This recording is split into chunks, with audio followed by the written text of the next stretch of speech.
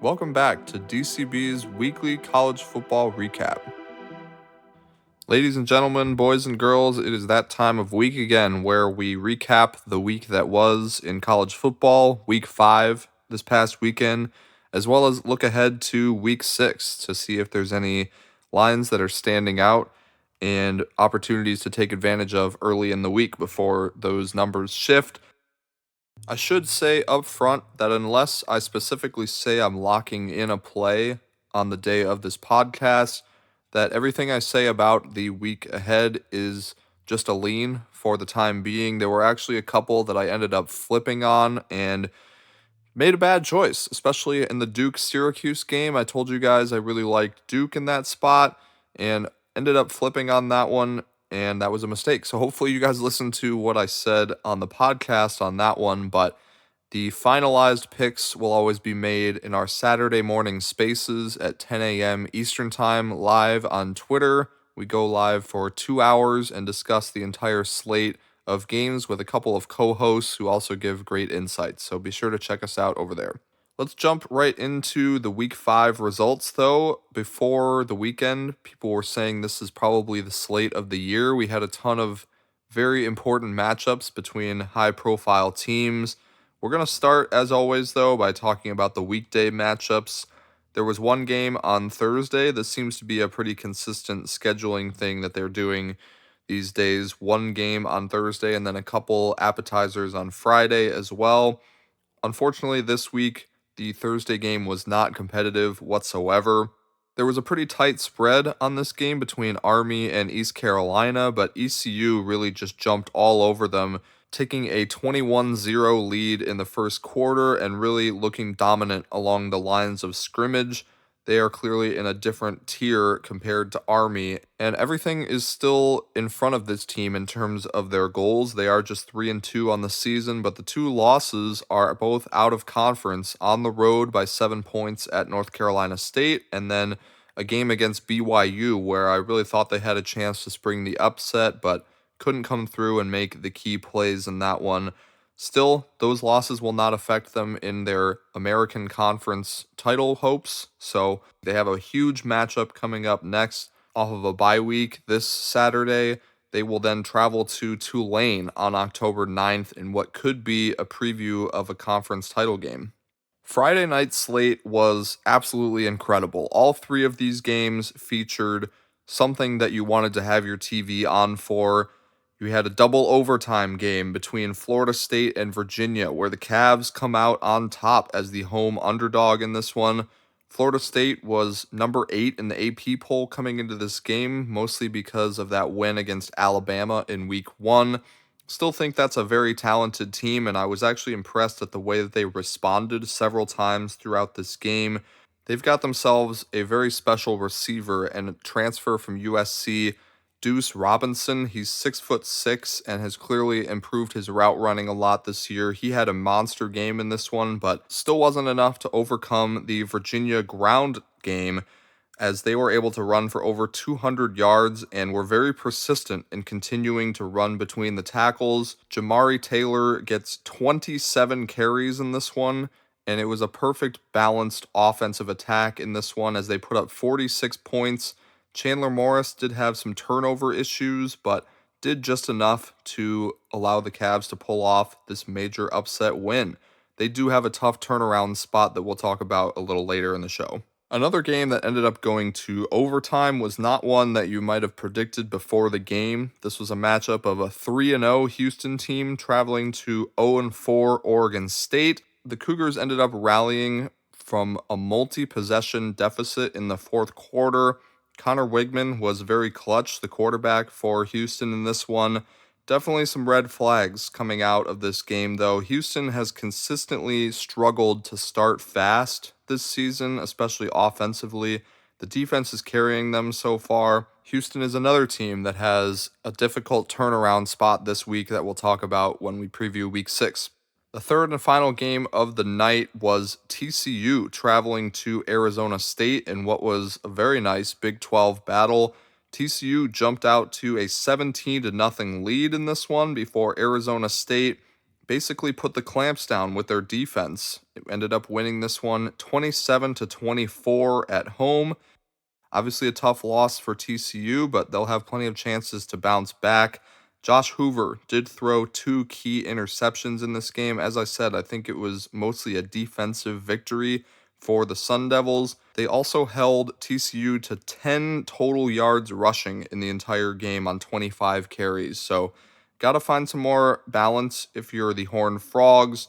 They will have a chance to bounce back, though, as I said.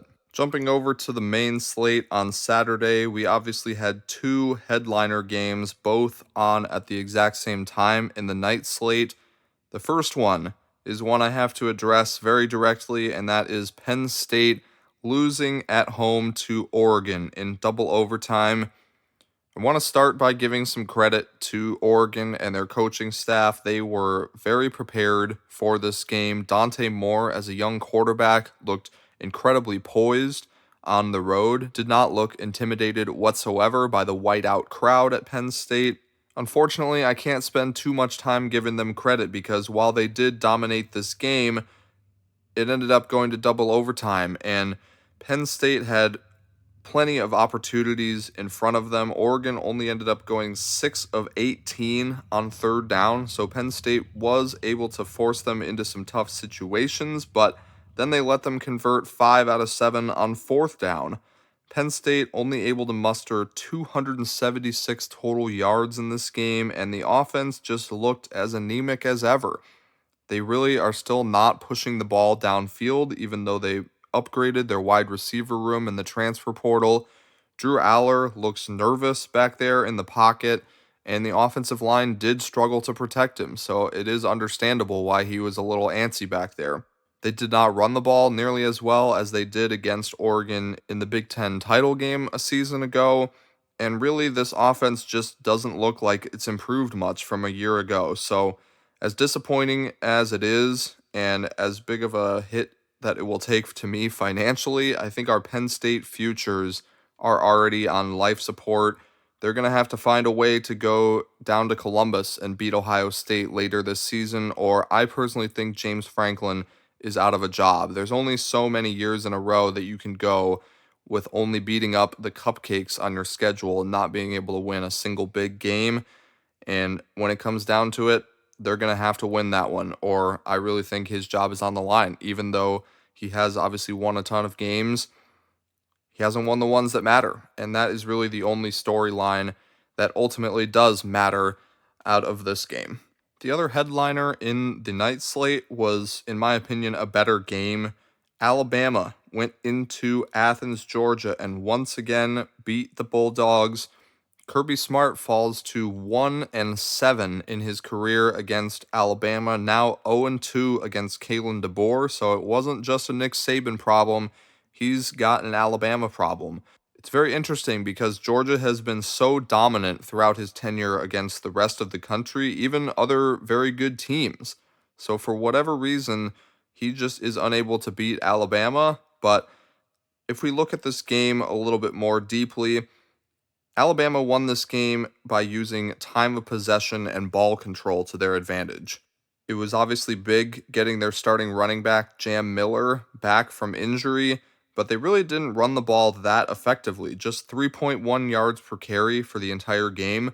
But Ty Simpson, to me, has established himself as a Heisman frontrunner at this point of the season.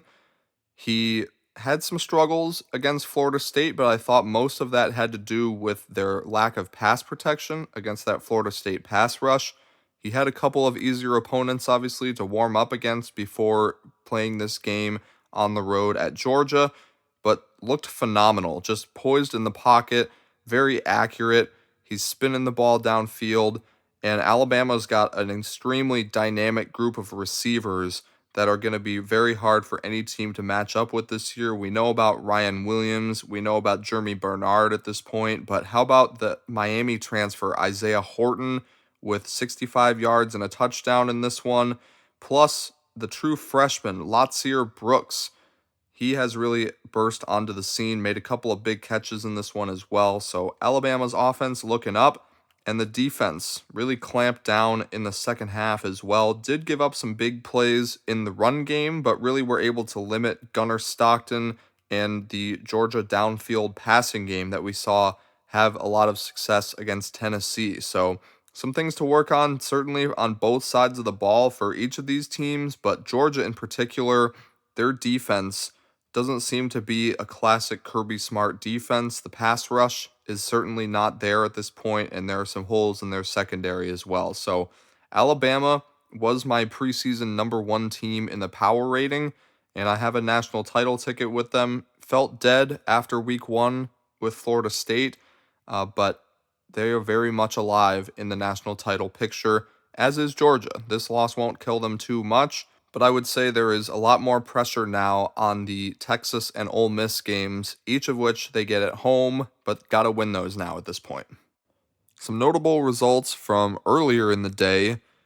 One in the Big Ten that surprised a lot of people, but this was just a classic betting spot that you had to look for. Illinois ends up beating USC as a touchdown underdog at home, 34-32. This was a very entertaining game.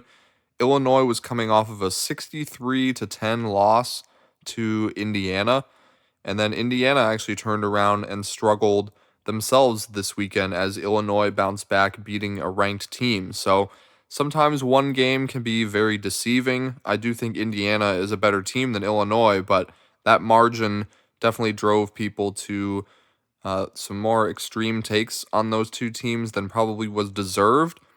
Illinois is still a decent team. I don't think that they're great. I've been preaching that they will be regressing from the start of the season on, but still, this was a great spot for them, and they took advantage. USC still seems to struggle to travel east, which is a big adjustment. Obviously, used to play in the Pac-12. All of their games were more local.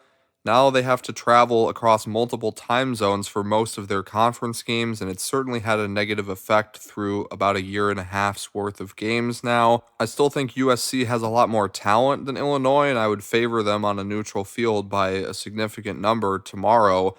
But this does continue to be an issue for USC, and it's going to be hard to trust them on the road in the Big Ten until they clean that up. They have a bye week this upcoming week before they prepare to host Michigan in the week after. That will be a huge game for both of those teams. The other notable game in the noon window on Saturday was Notre Dame traveling to Arkansas. This was supposed to be a very close game. Arkansas was treating this like one of the biggest games that they've had in years. The crowd was rocking, ready to go early on in this one. It was the first time they have ever matched up with Notre Dame in the history of their program, and they just laid over and got dominated. 56-13. Notre Dame goes in there and just lays one on them. Arkansas's defense is so pathetic that it's hard to put into words. Notre Dame had over 400 yards of total offense in the first half of this game. They were able to do whatever they wanted. Do have to give some credit to CJ Carr. He is very good.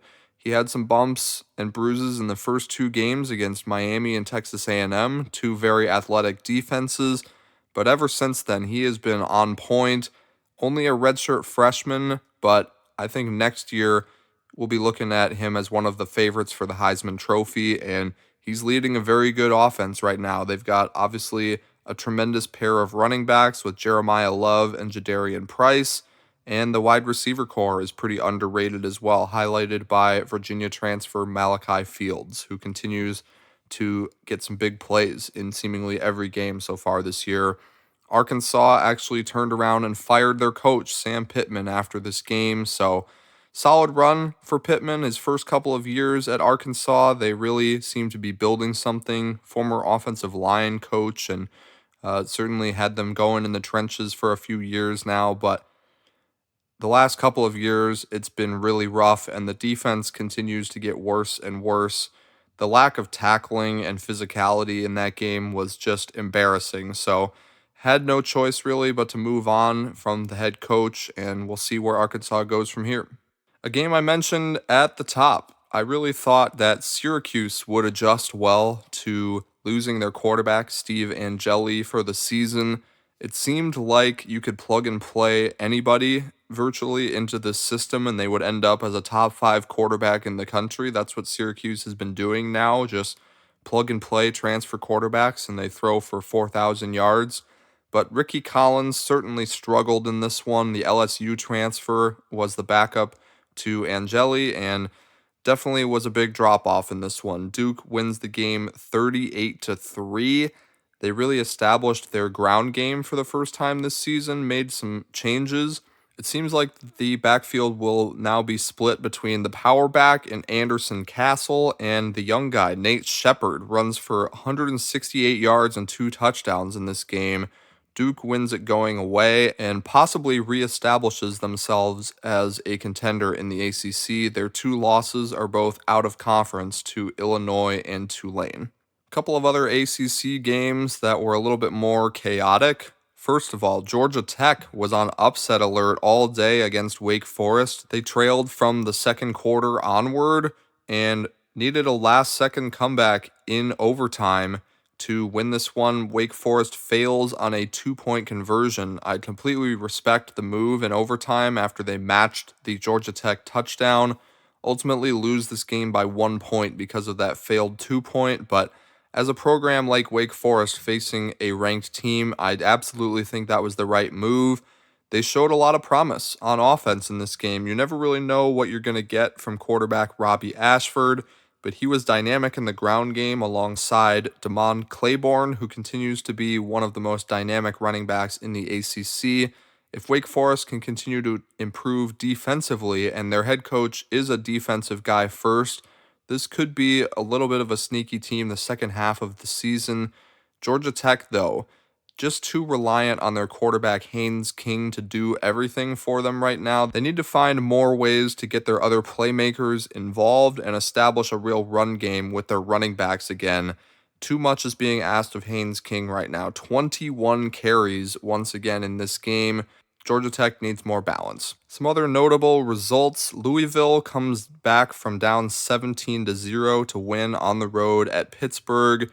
Pitt continues to just be a poorly coached team under Pat Narduzzi this season. I think his seat is going to start to get warm as the season progresses if the Panthers can't turn it around. Couple of Big 12 games as well in the noon hour. Kansas State finally gets a win under their belts and a convincing one over UCF. Knights quarterback Taven Jackson did get knocked out of part of this game and they really struggled without him to move the ball, but even when he was in there, that Kansas State defense looked like they improved the most out of most teams coming out of their bye week this season. If they can lean on that defense a little bit more, then Kansas State can absolutely be a different team the rest of the way compared to what we've seen so far, which has not been good. The offense still wasn't great in this one, but they started to run the ball a little bit better. Second game back healthy for Dylan Edwards, and he was pretty explosive. So running the ball and playing defense, getting back to Kansas State staples. The other Kansas school was also in action. The Jayhawks hosted Cincinnati. And unfortunately, their defense, it appears, is just not going to be good enough to lead this team to enough victories. Jalen Daniels is still playing phenomenally as the quarterback for Kansas, throws for 445 yards and 4 touchdowns in this one. And as I said, it was not enough. Cincinnati controlled the time of possession in this game and put up over 600 total yards themselves. Brendan Sorsby had himself a field day. The run game did whatever they wanted, and it seemed like they converted every key third and fourth down to stay on the field. So this one was a pretty fun shootout, back and forth type of classic Big 12 matchup, even though Cincinnati doesn't belong in a classic Big 12 matchup. But they come away with this win 37-34. Optimistic with that team now, 3-1, and their only loss is by 3 points on a neutral site against Nebraska, where they had the ball down 3 with a chance to win the game. So everything is in front of them for Cincinnati, and maybe they will establish themselves as a Big 12 contender. Who knows? Not going to spend too much time on this game in particular, but I do want to give another shout out to Vanderbilt. We got to just continue to show this team love. They've got a massive matchup upcoming this weekend that we will talk about shortly, but another 55 points on offense in an easy win against Utah State, who did put up 35 themselves. They are looking like one of the best teams in the Mountain West, but that Vandy offense just seems like they're going to score on whoever they face right now. They're in great rhythm. The offensive line is getting a ton of push, and the offensive coordinator is deep in his bag. The afternoon slate featured a number of blowouts, but there were still some competitive games to talk about. The one that I should probably address first is another one of our contenders. Seemingly is a fraud. Unfortunately, I have to say it. LSU does not look good right now, especially on offense. I still believe that their defense is elite, but at a certain point, you've got to be able to score the football as well. The inability to run the football has been a consistent theme for LSU under Brian Kelly. Even when Jaden Daniels was there, they were very reliant on him to make plays with his legs to even have any sort of ground game. And once again, they were unable to establish the run here on the road against an Ole Miss team that came into this game 122nd in run defense. So that you thought maybe this could be a good opportunity for LSU to get that going. Just did not work out. Garrett Nussmeier does not look very comfortable right now either. The offensive line needs to improve, and I'm not sure if there's going to be enough time for them to before the end of this season. It's very unfortunate because I'm still very much a believer in this LSU group of receivers and pass catchers in general. And as I said, the defense is still elite. Blake Baker is a fantastic defensive coordinator, and he's always dialing up some sort of exotic blitz to throw the other team off their game.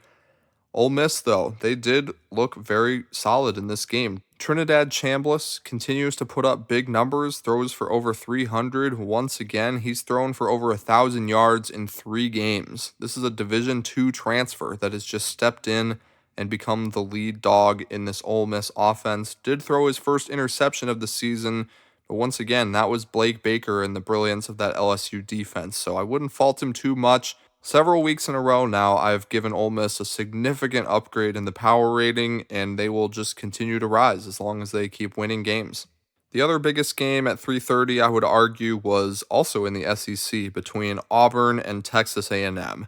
Unfortunately, I don't have a lot of good things to say about this game because not only did Auburn only put up 177 total yards, but there were 21 combined penalties in this game. Just seemed like there was a flag, at least one on every single possession for either team, and it made this game completely unwatchable. We really have to do something about officiating in college football right now. There's zero accountability for these officials. They don't have to answer questions after the games, just like players and coaches. I think we should change that. So maybe we need to start a petition for that or something. But either way, as I said, this game was completely unwatchable. Auburn is just completely unable right now to maintain drives, mostly because of those penalties. It seems like they have a false start or a hold that gets them behind the chains in almost every single sequence, and it really limits their ability to call the plays that they would want to. So a lot of heat is being placed on Jackson Arnold right now as he's taken a ton of sacks over these 2 games, the road trips back to back to Oklahoma and Texas A&M. I just think it's that they can't stay on schedule. If they could just move the ball forward on each play rather than getting sacked or having penalties constantly, I still think there's a ton of talent on this Auburn offense. So hopefully they can get that together a little bit more. That back-to-back road stretch is really tough going into 2 really hard environments to play in. They have a bye week similar to a lot of teams this week, and then they will face Georgia in the Old South's oldest rivalry. One team that I do have to give some flowers to is Ohio State. I thought this was going to be a tough game for them going on the road across the country to Washington. And in a way, it was difficult at times. Washington was essentially able to do whatever they wanted on most of their drives. They were moving the ball up and down the field. I believe Damon Williams completed 15 consecutive passes at one point, and Jonah Coleman ran for nearly 6 yards per carry in this game. But the flowers that I have to give to Ohio State are for their red zone and third down defense. This might be the most elite red zone defense I've ever seen. If you look at not only this year, but going back to the playoffs a season ago, they have 8 goal line stands in their last 7 games. That's just insane. And it's a reason why Washington wasn't able to win this game. They were in the red zone 3 times. They came away with 2 field goals and then a horrifically executed fake field goal that went nowhere. So Washington ends up with 6 total points in this game despite feeling like they were moving the ball effectively on offense. Only 1 for 11 on third down, and I believe the conversion was on the last attempt, so 0 for 10 before that. Still not a huge believer in this Ohio State offense. They only needed to score 24 points in this game, just like they only needed to score 14 to beat Texas. Julian Sayin, I don't think attempted a single pass more than 7 yards downfield in this entire game because he didn't need to. All you have to do is just run the ball and throw little 4-yard drags to Jeremiah Smith. So eventually, I do think there will be a team or two that can match them physically and force Julian Sayin into some more difficult throws. But in order to do that, you have to be able to finish drives and score touchdowns against this Ohio State team. And to this point, nobody has really shown the ability to do that. So had to upgrade him in the power rating. Still tentatively down on this offense, but again, doesn't really matter if your defense is as dominant as they've shown so far. The other notable game at 3:30 in the Big Ten was Indiana traveling to Iowa. As I said earlier, this game got skewed a little bit because of the way that Indiana dominated Illinois. This was always going to be a more difficult test going on the road to what is an underrated environment at Kinnick Stadium in Iowa City. Indiana does come away with a tight 20-15 win in this one. Iowa, once again, has their struggles and limitations on offense. We're all aware of that if you've ever watched Iowa football. But Indiana, for the first time this season, not able to completely control the line of scrimmage. They came into this game as the leading team in the nation in rush yards and only able to put up 2.7 yards per carry. To their credit, they did continuously run it throughout the game, 39 attempts to just 23 passes for their quarterback, Fernando Mendoza. But ultimately, the talent advantage and the offensive advantage for Indiana does come through. Very clutch throws by Mendoza down the stretch of this game, and Indiana scores 10 points in the fourth quarter to seal this one and come away with the win. As we move further through the day, let's shift back down to the SEC to highlight a particular game here between Tennessee and Mississippi State. I always thought it was going to be a bit of a tall task for Mississippi State to pull off another big home upset, as they already did against Arizona State in week 2. But the one thing that has been clear about this team is they have been extremely undervalued week after week by the market. Mississippi State went just 2-10 a season ago, and I think that really skewed the perception of this roster. They are still a very talented team. It's just really difficult to play in the SEC, especially with a first-year head coach, and that was Jeff Lebby last year. But year 2 for him now, they've got a very balanced offense. Blake Shapen didn't have his best game in this one, but I think has been one of the more solid quarterbacks in the SEC so far. They got their run game going pretty well, though, and were able to compete in this game until the very end. Tennessee wins it in overtime, 41-34. Joey Aguilar is starting to show some signs of being his old App State self, though. He did put up over 300 yards passing in this one, but 2 more interceptions to put him at a total of 5 over the course of the last 3 games. So turnovers starting to become an issue. Even though this is a high-powered Tennessee offense, I do think that will ultimately be their downfall at some point throughout this year. Moving deeper into the night, what was supposed to be a big matchup in the Big 12 was a complete and total flop. I had been very impressed by what I saw out of Arizona so far this season. One of these games where it felt kind of similar in a way to the Washington game in that Arizona was able to move the ball pretty consistently in this game, but Iowa State just made all the big plays, and that seems to be a theme with this team. I gotta stop fading Matt Campbell and the Cyclones. It really feels like they are the BYU of last season. Certainly not the most talented team, but they just make plays in all 3 aspects of the game: offense, defense, yes, and special teams as well. So very well coached team, and they are absolutely making the most of the talent that they have right now. I thought Arizona should have been a favorite in this game. Iowa State wins it 39-14 and completely shuts me up.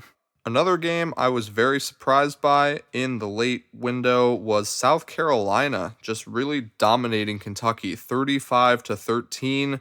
The Wildcats did take an early 10-7 lead in this game, and it seemed like they were getting some things going in the ground game, but South Carolina just completely shut that down, and this was an absolutely disastrous second quarter for Kentucky.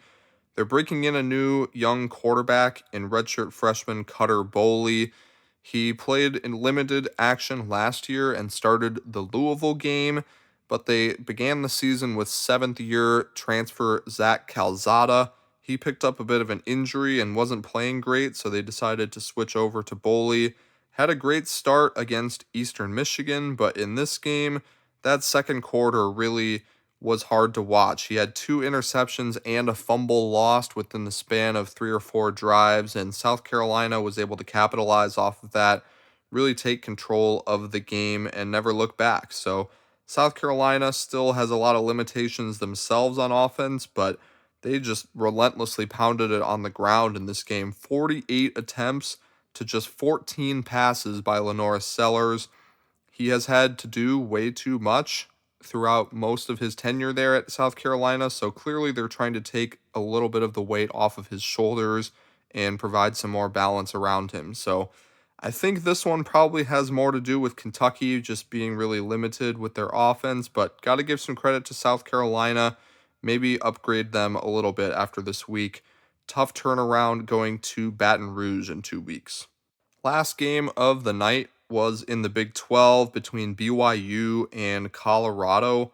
Colorado's offense actually looked very good and explosive early on in this one. They scored 2 touchdowns on their first 2 drives. They were making some plays defensively, and then it all just seemed to kind of fall apart. They only scored 7 points the rest of the game and lost 24-21. I've been talking about how this Cougars defense looks elite, and I will maintain that stance. BYU once again holds an opponent under 300 total yards, and that's with counting in those 2 drives at the beginning of the game where they actually accounted for nearly half of their total yardage on 2 drives. So BYU really put the clamps on from there and continue to show that they're one of the best defenses in America. Not too many exciting group of 5 results this week, but the G5 game of the week undoubtedly was Marshall and Louisiana, a Sun Belt game that ended up going to double overtime where Louisiana wins it 54-51.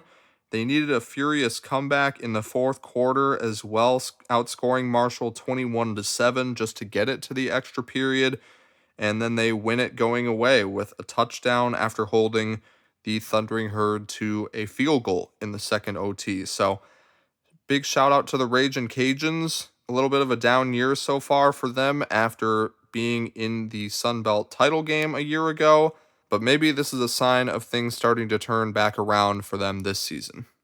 All right, that'll do it for the recap of week 5. Now let's take a quick look at the board for week 6 and see what type of early lines we could take advantage of or just interesting matchups that are worth talking about. First, I want to highlight the solo game that's on Thursday night. This is a disgusting matchup between two of the worst teams in the country, but I do have to point out that you have an 0-4 team favored on the road at a 2-2 team. That is Sam Houston traveling to New Mexico State.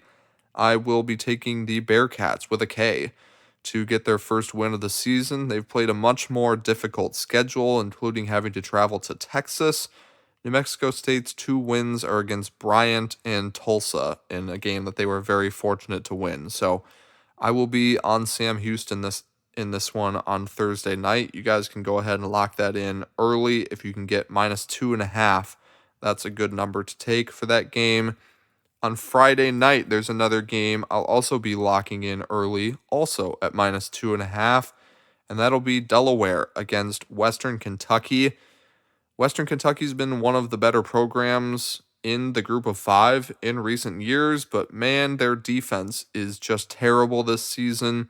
I expected it. They had a good defense for once a season ago and always were expected to regress back to normal this year.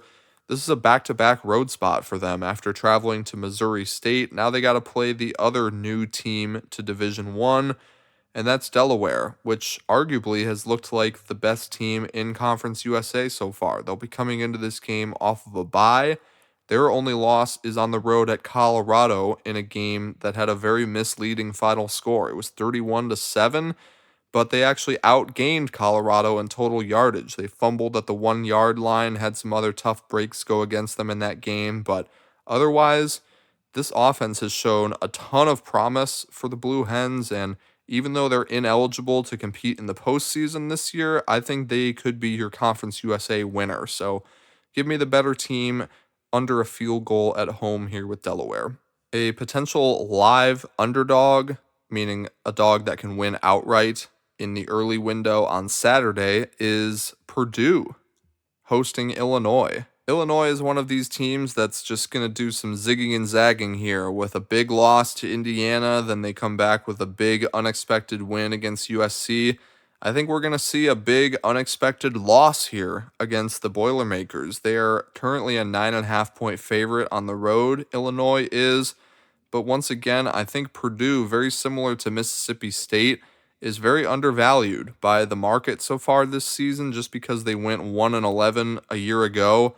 They've already surpassed that win total this year. They've got 2 wins, and their 2 losses are to USC and on the road at Notre Dame. So can't really fault them too much for either one of those. I think this team is significantly improved, especially on defense, and their quarterback is a lot of fun to watch. He definitely has some turnover issues, but he also makes some big plays. So he'll give his team an opportunity to win this game outright, and I actually think that they do. As you guys know, despite that big win for Illinois, I haven't been very high on this team from the beginning. So I'll be taking a shot on the Boilers, although I'll be waiting until Saturday to lock that one in. Another popular one at noon, at least as far as the betting perspective goes, Cincinnati is a slight favorite at home, an unranked Cincinnati against the number 14 team in the country, Iowa State, a team we just got finished talking about. I can't fade this team anymore. I know there's going to be a lot of sharp bettors that take Cincinnati, and certainly I do think they are the better team, but once again, Iowa State, despite their lack of talent, they just seem to make plays when it counts. There's no way I'm fading them in this one, even though I'm sure they will be a public side. So best of luck to anybody that does take Cincinnati. Kentucky and Georgia wouldn't necessarily be a game that you'd normally highlight too much, but these games have been very close year in and year out ever since Mark Stoops has gotten to Kentucky. Usually a very low-scoring game that Kentucky makes Georgia earn every single point in. I think that's what we're getting this Saturday as well. A big spread on this one, but early lean towards Kentucky. We'll see where that number goes by Saturday. A big game at 3:30 in the SEC that probably won't be talked about too much is Texas and Florida. Arguably the matchup of the 2 most disappointing quarterbacks in the country so far, Arch Manning for Texas and DJ Lagway for Florida. These are 2 tremendously talented rosters all around their quarterbacks. We'll see which one of those guys can play better. Both teams come into this one off of a bye, and Florida is at home. I know they've had this game circled since the preseason, so they will be fired up and ready to go, but it's really hard to trust either one of these offenses. So we will see where these numbers go on Saturday. I'll be curious to see if any steam comes in on Florida, just like it has in their last 2 matchups. A big one in the Big Ten in the midday is going to be Michigan State traveling to Nebraska. I think this line is a little bit crazy. Nebraska laying double digits at 11.5. First lean is to Michigan State. They're going to have to dig into it a little deeper for the numbers. Obviously, MSU's defense struggled tremendously when they went out to USC, but hard to see Nebraska winning a game in conference play by multiple possessions right now. One game that will probably get a lot of hype this week, but I'm not expecting to be a competitive game whatsoever, is Boise State traveling to Notre Dame. There's a 3-touchdown spread on this game, and I assume that Boise State will be a very public side in this one just due to the number. but Notre Dame's offense right now is just rolling. Boise State, I think, has taken a solid step back from a year ago, and I don't think this one should be too competitive. The burning question on everyone's mind, I'm sure, across college football fans is, will Oregon State ever win a game? They had a perfect opportunity to beat an undefeated Houston team, and they blew it at home and lost in overtime. They are now 0-5 and traveling about as far as you can to play a college football game, from Oregon all the way down to Appalachian State in North Carolina. App State is a 1.5 point favorite in this game, if you can believe that. My, how the old Pac-12 has fallen with Oregon State and Washington State. Both of these teams are just dreadful at football this year. Another tricky travel spot in the midday is going to be Washington, going across the country to what has been a pretty exciting Maryland team so far this year, led by their true freshman quarterback in Malik Washington. Looks like Washington, the team, is less than a touchdown favorite there on the road. Obviously, a talent advantage for them, but Maryland has been a feisty team so far this year on both sides of the ball. Defense has been very aggressive and forcing turnovers. You could argue they've had some fortunate luck on their side in that regard as well, so maybe it's a get-right spot for Washington, but could be tough to get up for this game after playing your rivals, Washington State, 2 weeks ago, and then the big one against Ohio State this past weekend. Speaking of letdown spots, this is probably the biggest one of the week. That's Virginia, coming off of their biggest win in at least a decade, beating Florida State this past week. They now have to hit the road and take on a 4-0 Louisville team who is unranked. Virginia ranked at 4-1, so that'll give Louisville a little bit of a chip on their shoulder here. They are favored by a touchdown in this game, -7, still leaning to the Cardinals at that line. I think this could be a tough spot for Virginia. Ranked on ranked matchup in this hour as well in the SEC between Vanderbilt and Alabama. Now, on the surface, this is a massive revenge game for Alabama. Last season, we all know what happened. Vandy beat them outright in Nashville as a 24-point underdog, the first time in the history of their program where they had beaten the number one team, and the first time in 40 years since they'd beaten Alabama. I think the assumption in this game is that Bama will just right their wrongs and blow the Commodores out of the water. I have to disagree, though. I don't think you can lay double digits against this Vanderbilt team with anybody right now with the way that they can score. Their offense is just so simplistic, but it works so well. Their offensive coordinator is scheming up lots of different ways to run the football and just complete short passes. They're not asking Pavia to really push the ball downfield a ton. He has still been able to do it at times. He's got some great receivers and arguably the best tight end in the country in Eli Stowers. But really everything starts with the offensive line and the play calling. This is one of these offenses in modern college football that just seemingly never goes backwards. They don't take tackles for loss. They don't take sacks. They're always just getting the ball out of Pavia's hands quickly and moving it forward. Even if it's just 2-3 yards of play, always getting something positive. So I think they will be able to move the ball on Bama just like they have on everyone else. And I think the spread is too big, even though it's 2 touchdowns shorter than it was a season ago on the road this time in Tuscaloosa. So Alabama has a battle on their hands. Don't get it twisted. Another possible upset spot with a very similar line is going to be Northwestern. How is this team laying double digits against anyone? I know it's Louisiana Monroe coming in there, but this is a very sneaky spot. UL Monroe's only loss so far this year is on the road at Alabama. They don't have great wins either, and I don't have the team particularly highly power rated, but Northwestern's offense has no explosive plays, essentially. They were only able to put up 17 in a win this past week against UCLA. They've been at home for a long time. I just don't see them really being able to get up for this game and blowing out an inferior team. So leaning pretty strong to the underdog in that game. We'll see if it gets across the key number of 10 by Saturday. Couple games late in the day that are standing out to me. One in the Big 12. We have 2 4-0 teams. but the books are telling you that these teams are not remotely close to each other. Texas Tech is an 11.5-point favorite on the road at Houston. This was a spot I had circled in the offseason to back Houston, as it would be a back-to-back road spot here for Texas Tech, coming off of a massive win at Utah to open Big 12 play. Unfortunately, with the way that Houston looked against Oregon State, that may back me off of this one, but I may be back in by Saturday. We'll see. I'm going to definitely look into this game a little bit more and see if there's a different angle that I can take to support Houston in this one. The game against Utah, though, seems to have established Texas Tech as the clear leader in the clubhouse to win this conference.